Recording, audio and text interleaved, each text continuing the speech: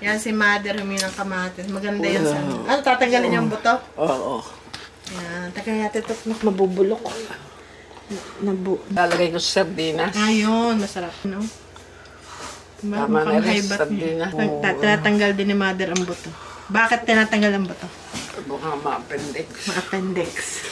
Pero dito guys, hindi naniniwala ang mga doktor dito na yung buto nakaka-appendicitis. Kasi ang dating nangyari, kaya yata sa Pinas, parang ganon, ay ang paniwala nila ay nakaka-appendix or nakakapag-appendicitis is dahil nung daw may binuksan sa, yung pag may pumuputok na appendix, nakikita nila na parang may buto ng kamatis. Pero dito guys, hindi yun. Parang dito ano lang yun, maling paniwala, kumbaga. Kung dito mo tatanungin sa doktor, dahil dito ang mga Amerikano ay nangangain ng may buto na kamatis. Kasi hindi ganun yung paniwala nila. Kasi nga, kanya-kanyang paniwala. Hindi sila niniwala na ganun, guys. Hindi sila niniwala. Siguro nga hindi totoo kasi sabi ko, ba't naman dito talaga sila? Hindi sila nagtatanggal ng buto, guys. Kinakain nila. Siguro depende sa tao. Siguro may tao na gusto may buto. May tao.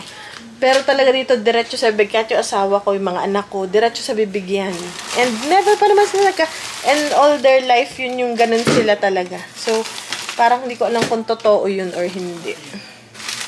So, ngayon, magluto naman tayo ng kaiben na sandwich. Kasi gutom na rin. Okay, so ngayon, maraming salamat sa inyong suggestion. May kinalaman dun sa ating pulgas issue ngayon. Kung mapapansin nyo, buo na yung ating sofa. Wala na siyang cover-cover. Kasi, ang tagal ko nang nagtiis din sa pulgas. Every year talaga pinupulgas kami. Siguro nga hindi namin alam kung paano ba yung may tiyempo na ito tagpulgas na. So, ganun. But every year, meron silang collar.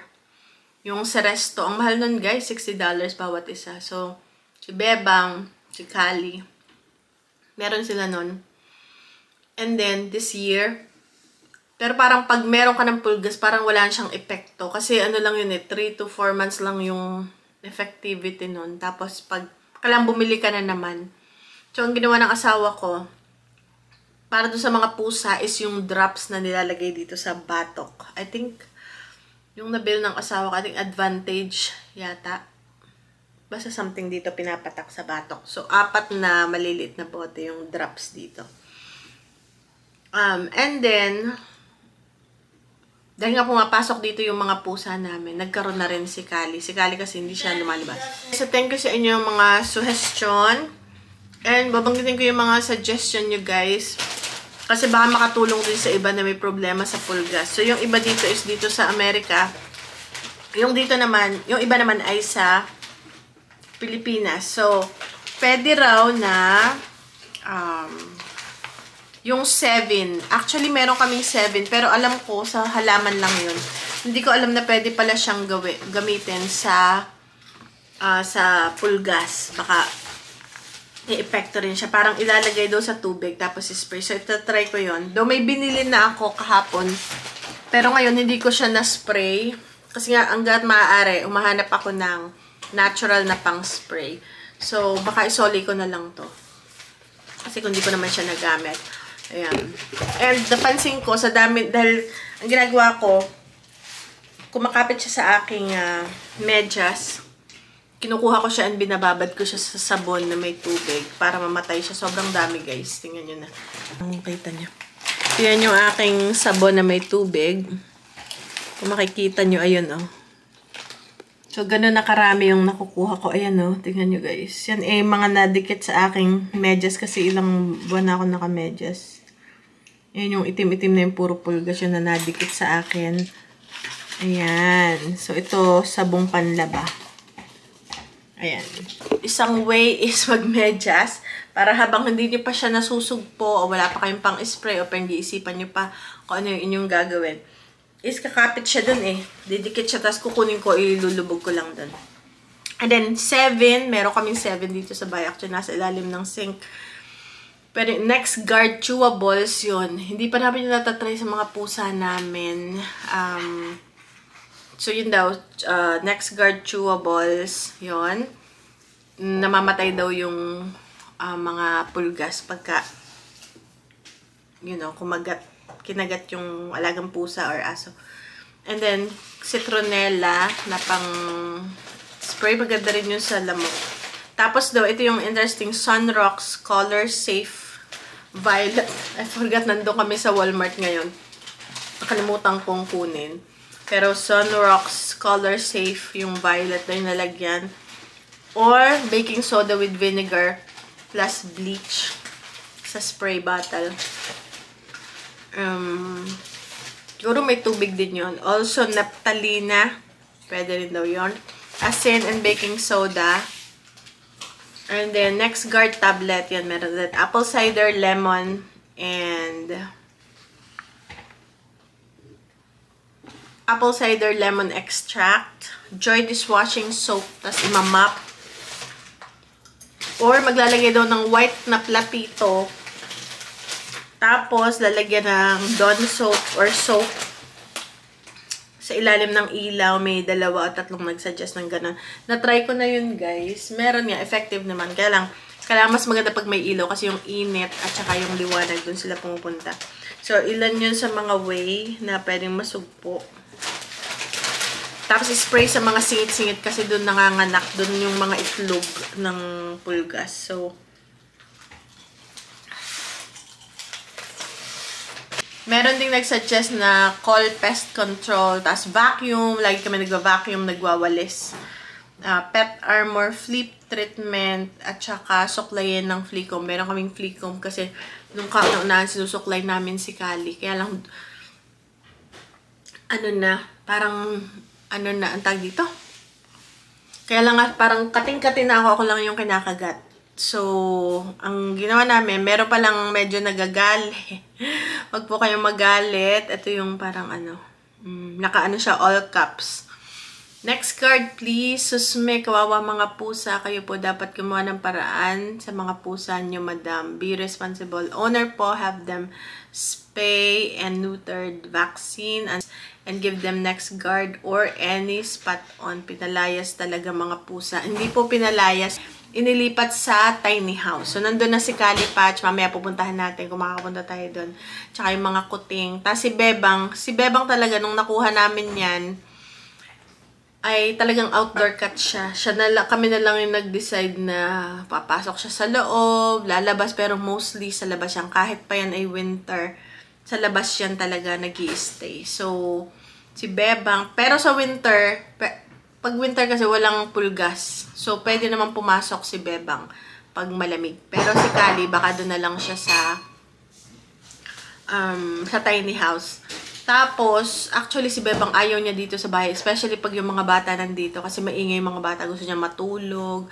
So, pagka naramdaman niya, nag-ingay na yung mga bata. Maingay na. Lumalabas na rin yung kahit malamig, mainit. Ganyan. So, hindi po namin pinalayas yung mga pusa. Inilipat lang. Ayun. Ano pa ba? Ito, taon-taon ko na tong problema. Talaga. Yung taon-taon as in, medyo late lang ngayong taon na to. Nung bandang June na naramdaman ko, teka muna, nangangatin, parang may pulgas na. Pero, years before that, or a year before that, mga maaga, April, tapos by June, tapos na. So, laging 2 buwan. So, lagi ako naka-medyas. Uy, gaya ngayon, may jumper tayo dito. Ayan, sa aking medyas. So, matinding problema to. Tingnan nyo, guys. Ayun. Ayan siya. Medyo matinding problema to, guys, para sa akin. Doon sa iba, dito sa mga iba kong kasama, parang, wala naman. Parang, parang wala. Pero sa akin talaga, ako yung kagatin talaga. So, iniisa-isa ko siyang ganyan. And gusto ko, bago ko to spray, gusto ko munang subukan yung sinasabi nyo. Kasi, syempre, pesticide, ang tawag doon, insecticide, parang maaamoy mo. Syempre, kahit pa i-air out yung bahay or umalis kayo. Dapat umalis kami ngayon, mga 2 hours. Dapat in-spray ko siya bago kami umalis. Nakalimutan ko. Kasi hindi ko siya nagamit. Tapos nga, binasa ko yung mga comments nyo. And may mga nabasa ako na mga natural. So, baka i-natural ko na lang siya.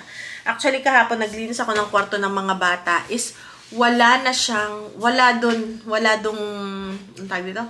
For some reason, walang pulgas doon sa kwarto ng mga bata. Basically, doon sa couch kung saan si Kali nakaupo.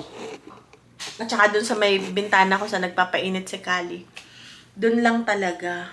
So, puntahan natin yung mga kuting natin. Ayan. And meron sila na, yung pampapatak talaga. Pero yung chewable, wala pa. So, baka next,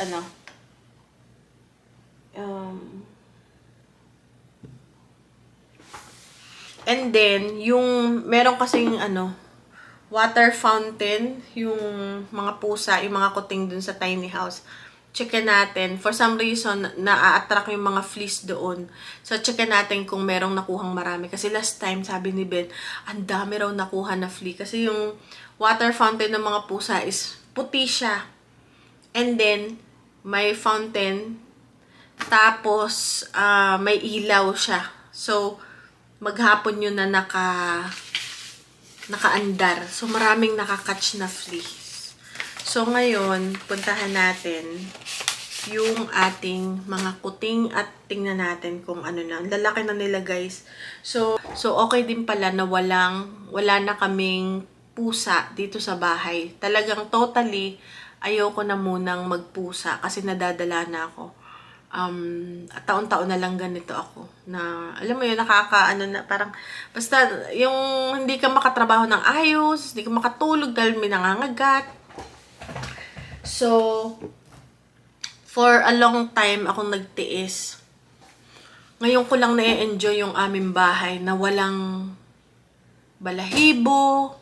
Though, cute ang mga pusa, yan. Natutuwa ka, gusto mong alagaan. Kaya lang, siya yung hindi mo ma-enjoy yung hindi sila mag-a-adjust sa'yo. Ikaw yung mag-a-adjust sa kanila. Yung laging, yung bahay namin, since maliit siya, amoy laging, alam mo yung amoy ihi, medyo amoy jebs. Kasi nga, pag tumae sila, minsan hindi nagko-cover, especially si Kali, matanda na siya, guys. Actually, akala nga namin, hindi na siya makakasurvive pa this year. Kasi nga yung marami siyang allergy, tapos parang hinang-hina na siya, guys. Yung hinang-hina na, tapos pati maglakad, may siya.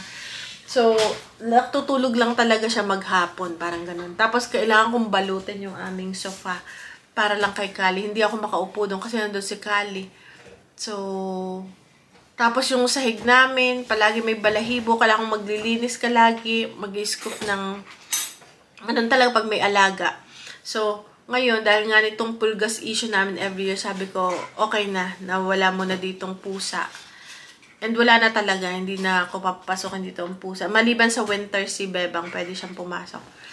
Since si Bebang, lagi nga siya nasa labas. Yung mga kuting, sanay naman sila dun sa bahay nila sa tiny house. So, nandun din si Kali. Ang ginagawa ni Kali, nakahiga lang din. Tulog lang din siya. Kung ano yung dito niyang ginagawa, yun, nandun lang din. So, nilipat na namin yung kainan niya dun. Yung litter box. Ganon. And lahat po ng aming pusa, kung hindi niyo napanood yung aming vlog na bakunado po lahat ng aming pusa. Lahat sila. Si Bebang, si Kali, tsaka yung 4 na kuting. Lahat yun ikakabakuna lang mga 3 weeks ago.